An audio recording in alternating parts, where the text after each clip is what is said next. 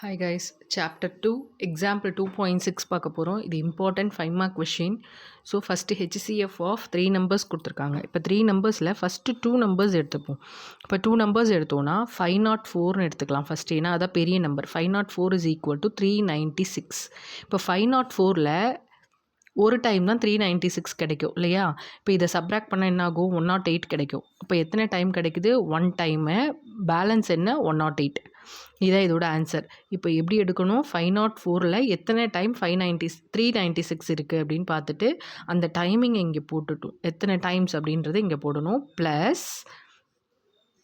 Plus அந்த balance subtract பண்ணுற வேல்யூவை இங்கே எழுதிடணும். இப்போ அடுத்தது, இப்போ இது ரெண்டுத்தில் எது பெரிய நம்பர்? 396 பெரிய நம்பர். ஸோ 396 ஃபஸ்ட்டு எழுதணும்.